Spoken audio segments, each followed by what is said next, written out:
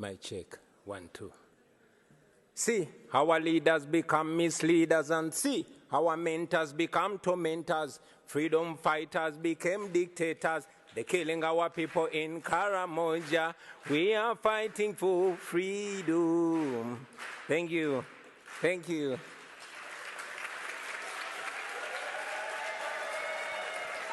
Thank you.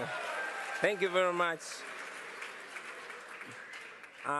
Thank you for the opportunity to share my story, which also represents the story of very many Ugandans that have endured human rights violations for the last 36 years. I never intended to get into politics, and neither did I pay much attention to the political space until my personal consciousness was awakened rudely by my personal humiliation at the hands of a security operative. I'm a musician, and in 2005, I was the hottest artist in town, singing about parties and girls and money. And so, like any other 23-year-old who is successful, I went out and bought a big fancy car, a Cadillac Escalade with spinning wheels and a personalized number plate, Ghetto. One day, I was at a nightclub in Kampala when a security operative pulled me out of my brand new car, slapped me in the face, and put a gun on my head. And he asked me, "Yo, why are you showing off? Don't you know that this country has owners?" I drove away humiliated, and this horrible feeling was all over me, a feeling of you deserved it. Because he was right, I thought I was safe as a celebrity, partying with the rich and powerful military generals, whining and dining with them. But I did not know that it didn't change the reality that I was just a boy from the ghetto, and that I would not be free from their oppressive rule until everyone in Uganda was free. That incident reminded me of the humiliation that many Ugandans faced every day. I couldn't forgive myself for having allowed my temporary and deceptive comfort and elevation from society to blind me from the plight of my fellow disadvantaged people. And I decided on that day that moving forward, I would be a voice of social justice. For 36 years, Uganda has been under the rule of General Yoweri Museveni. More than 85% of Ugandans have never seen another president in their lifetime.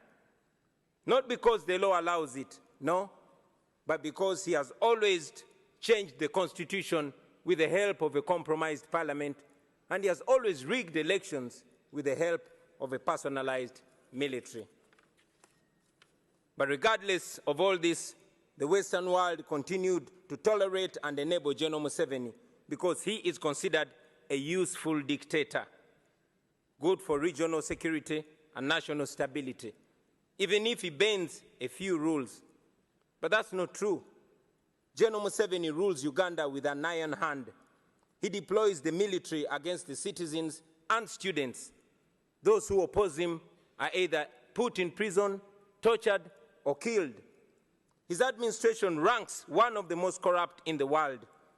His family members and henchmen have plundered our nation at the expense of healthcare, education, and other social services.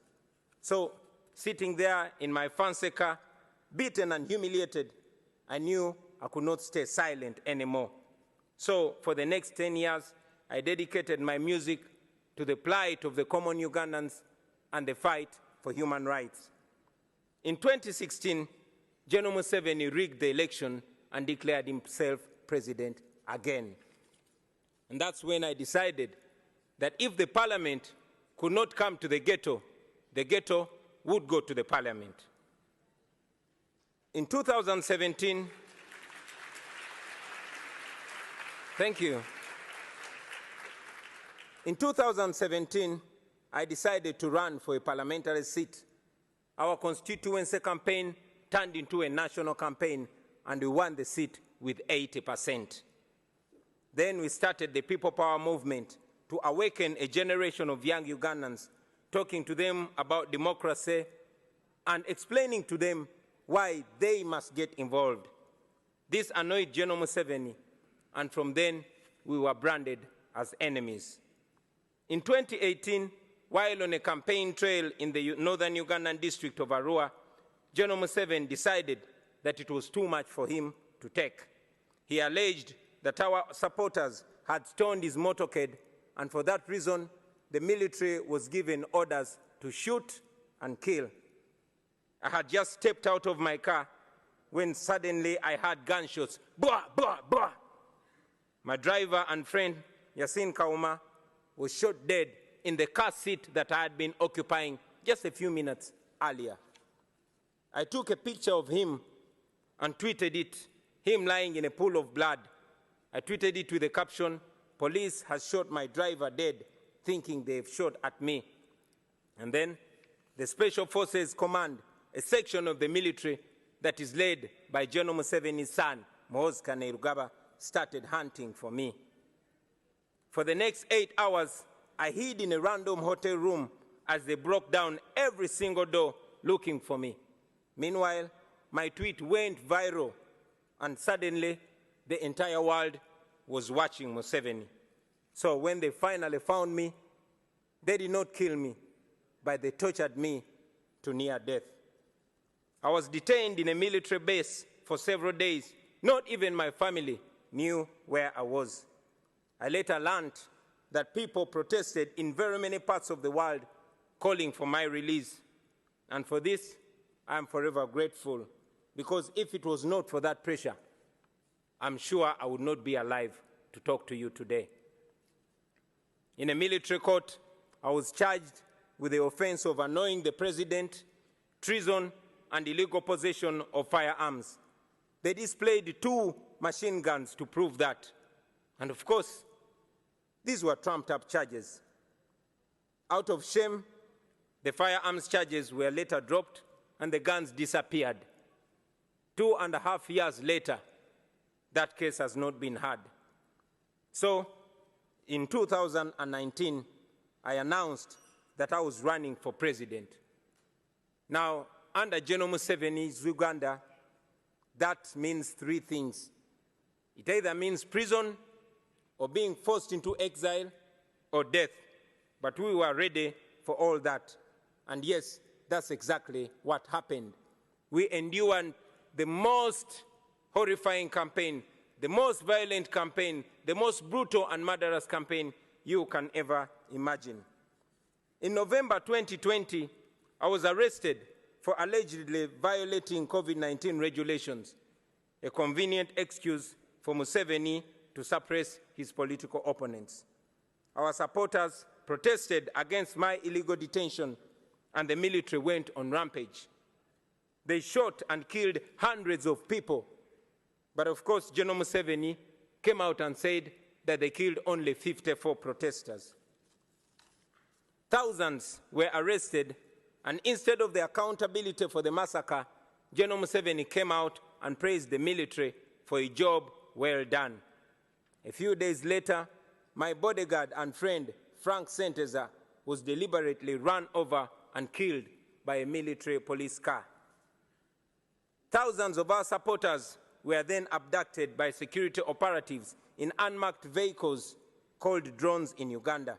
And as I speak to you right now, many are still missing, while others are still in illegal detention, simply for supporting me and our party.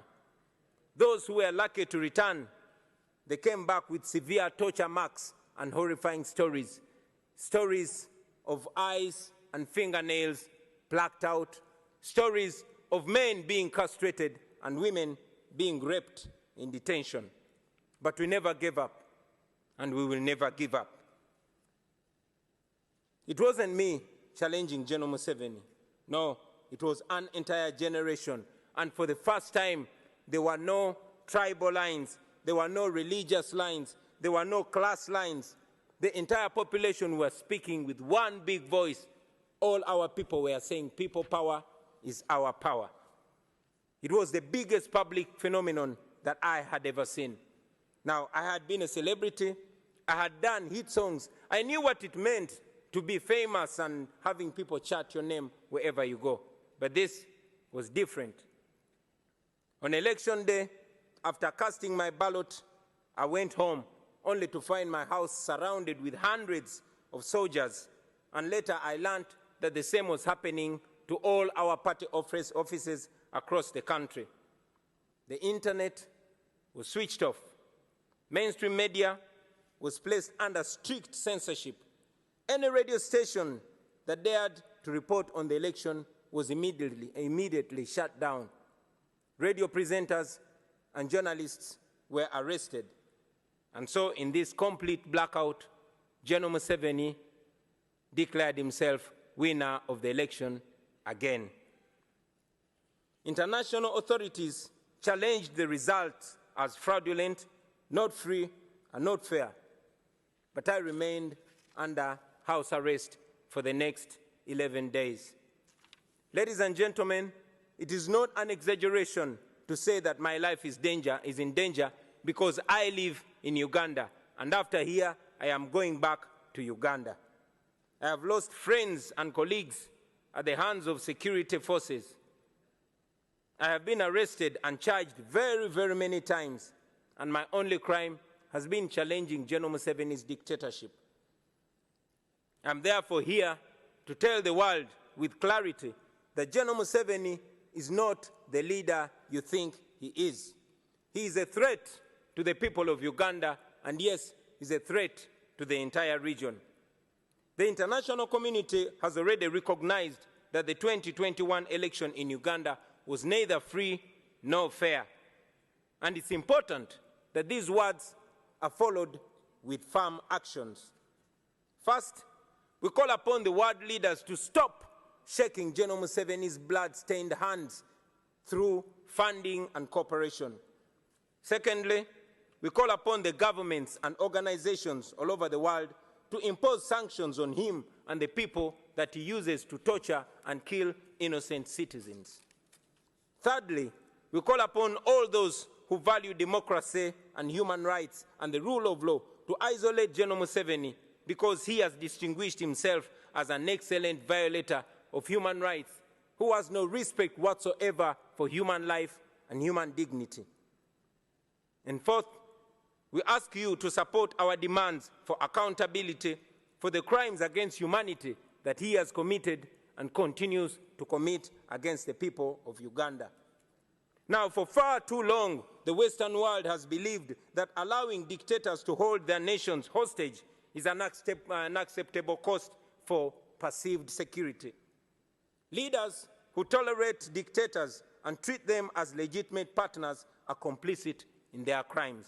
Please do not be partners in crime. Do not sacrifice your moral obligation.